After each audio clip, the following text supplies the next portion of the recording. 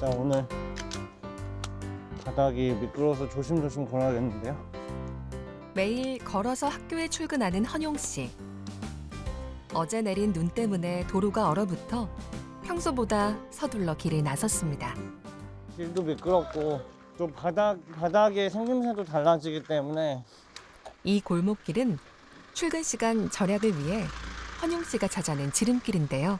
이 시간에 차가 많이 오네요.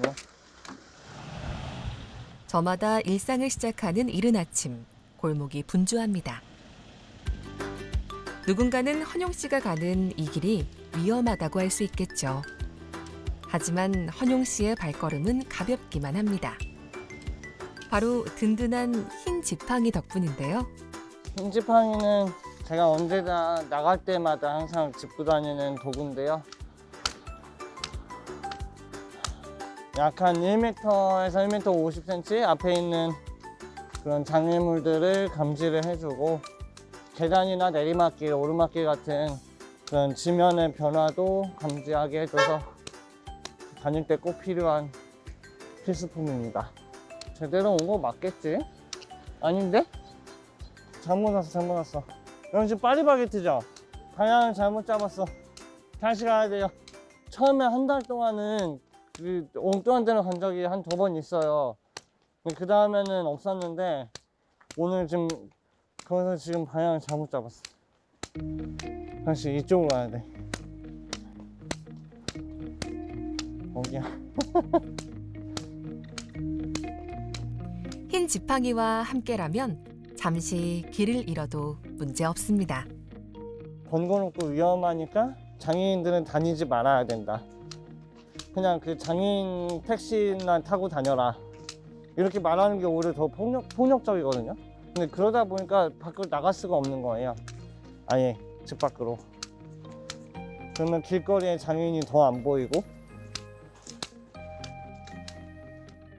좀 번거롭고 살짝 위험하긴 해도 걸어갈 수 있다는 게 되게 좋거든요, 사실. 헌용 씨는 서울 한 중학교의 영어 교사입니다. 2010년 중등교사 임용시험에 합격한 헌용 씨는 서울시의 첫 시각장애 일반학교 중등교사가 됐습니다. 비밀번호 키로 요즘에 많이 하는데 제가 못 여니까 이게 열쇠 키로 바꿨어요. 이곳이 헌용 씨가 수업하는 장소인데요. 5층의 이 교실에서 1, 2학년 학생들이 영어 수업을 듣습니다. 직업을 물어보시더라고요. 그러면서 저 교사예요 이렇게 얘기하니까 깜짝 놀라면서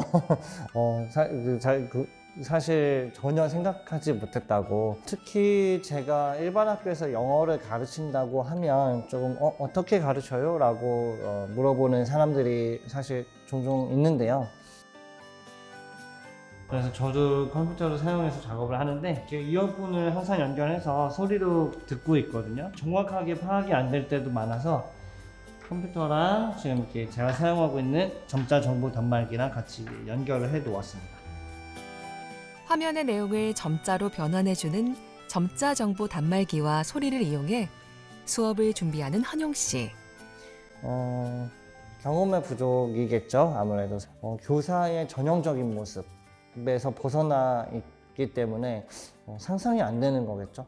그런 부분들이 어떻게 보면 지금 우리 세대, 우리 아래 이제 우리 학생들의 세대에서는 조금 더 많이 깨어지고 있는 것 같습니다. 네.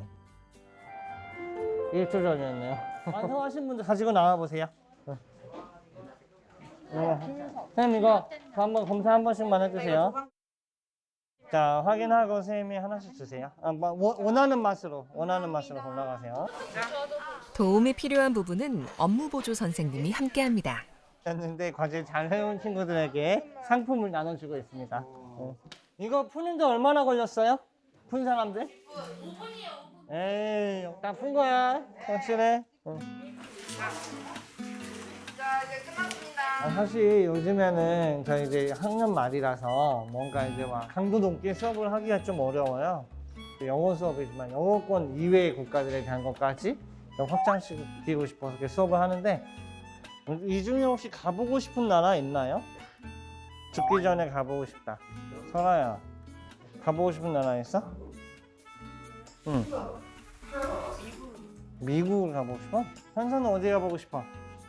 러시아도 가보고 싶고 스페인도 가보고 싶고 프랑스도 가보고 싶고 미국도 가보고 싶고 주로 유럽 쪽이네? 2차 대결이 가고 싶고 항상 학생들에게 먼저 다가가는 14년 차 베테랑 선생님입니다.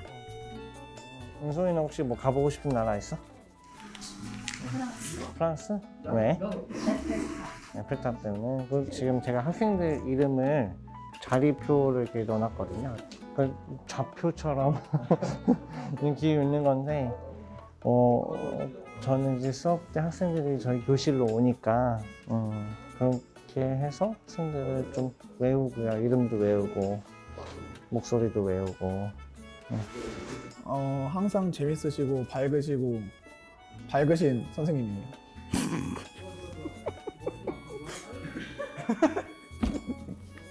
다른 선생님들과 별 다른 게 없어요.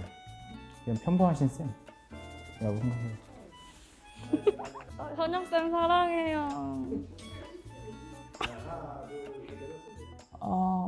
근데 보지 못하면은 그만큼 얘기를 더 많이 나누면 되는 거니까 괜찮다고 생각해요. 누군가는 그 나이 때 학생들의 짓궂음을 염려했습니다. 하지만 학교에서 가장 편견 없이 헌용 씨를 대하는 건 학생들입니다. 학생들은 인식을 고친다기보다는 인식을 형성하는 과정인 것 같아요. 이게 기본 인식이 되는 거죠. 지금 자라면서 보고 느끼고 경험하는 것들이. 그래서 저 같은 장애를 가진 사람을 교사로서 경험한 친구들은 성인이 돼서 어떤 조직에 가도 그 조직 안에서 장애를 만났을 때 특별하지 않게 느낄 것 같습니다. 다만 그때 가면 학생일 때 교사를 대했을 때랑은 전혀 다른 장애인을 동료로 뒀을 때의 고민이 시작되겠죠. 근데 그것은 그때 배울 일인 것 같아요. 지금 학생들은 그냥 세상에 다양한 사람이 있다? 그들에게 구체적으로 어떤 도움을 줘야 되겠다 이런 것까지는 아니더라도 정말 있는 그대로 바라보는 것만으로도 그게 학생들의 기초 경험을 형성하는 것 같고요. 지난 학교에서 놀라운 일이 있었는데요. 헌용 씨를 위해 아이들이 구청에 민원을 넣은 겁니다. 이런 변화는 계속해서 이어지고 있습니다. 처음에 선생님이 이제 오실 때 이제 학교장으로서 걱정했던 게 이제 두 가지인데 교과 자체가 영어이다 보니까 선생님이 어떻게 가르치고 아이들이 어떻게 받아들일까라는 거 하고 그 학부모들이 이제 어떤 그 민원이라도 오지 않을까 사실은 그 학기 초에는 신경을 쓰고 있었는데 뭐 학부형들은 물론이고 이제 선생님들께서도 이제 김원 선생님 너무너무 잘 하신다. 제가 이제 쭉 지금 한 13년 차인데 생활해 보면 뭐 학생과의 관계는 어찌어찌 되긴 돼요. 근데 이제 제가 올해 이제 특히 좋았던 점은 이제 학교에서 이게 공사를 해주셨잖아요, 사실. 그러니까 학생들이 보기에도 이 선생님을 위해서 학교가 이런 어떤 변화를 주는구나. 눈치 빠른 애들은 저한테 먼저 와서 얘기하거든요. 방학 지나고 나서 선생님 앞에 뭐 깔렸어요, 뭐 이런 식으로. 근데 단순히 제가 이제 안전해진다 이런 거를 넘어서 제가 어쨌든 이 학교 내에서 어떤 중요한 사람이구나 라는 걸 학생들도 느끼는 거고 저 스스로도 그걸 느끼기 때문에 학생들한테 저 자신 있게 그냥 보통 많은 학교나 또 많은 직장들이 형식적으로 사실 많이 하고 있어요. 저는 이게 작지만 큰 변화라고 생각을 하거든요. 어느 직장이든지 꼭 교직이 아니더라도 네네, 맞아요. 학교장 관리자는 이제 근무할 수 있게 이런 조건을 당연히 한 사람 한 사람 챙기면서 다 만들어줘야 돼요. 뭐 관리자가 힘들다고 해가지고 안 한다, 그거 하지 말아야겠다 이런 거 내가 왜 그런 거는 아닌 것 같아요. 교장 선생님이 직접 교육청에 예산을 신청하면서까지 교내 보도블록 설치에 신경을 쓴 이유는 무엇일까요? 그 선생님이 불편하면 학생들을 제대로 교육을 할 수가 없습니다. 그러니까 첫 번째는 이제 장애교사 선생님들을 당연히 위한 거고 두 번째는 이제 학생들을 위한 거죠. 학생의 정상적인 교육 활동을 통해서 선생님들의 심리적인 안정이 필요하다 이렇게 생각을 하고 있었습니다. 헌용 씨는 누군가에게는 작지만 사소한 변화가 시작될 때 비로소 세상이 달라진다고 믿습니다. 사실 있어도 그만 없어도 그만 다른 사람들에게는 그렇게 중요한 시설이 아니죠. 그런 시설이 바뀜으로써 다양성을 증진하는 학교가 됐다고 생각해요.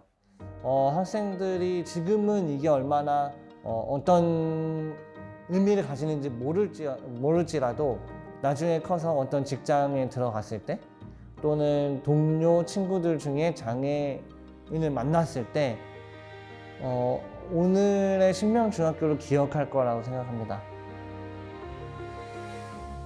눈으로 보여지는 것들, 경험하는 것들이 먼저 와 닿아야지 생각도 바뀔 가능성도 생긴다고 생각하는데요. 그게 저의 한 명의 어떤 편의와 또 안전을 넘어서 교육적 가치가 있다고 생각합니다. 중학교 영어교사 헌용 씨는 학생들에게 영어와 다양성을 가르칩니다. 누군가에게는 장애인 교원의 모범으로 학생들에게는 평범한 선생님으로 불리는 헌용 씨. 오늘도 그는 학생들과 함께 더 나은 세상을 향해 나아갑니다.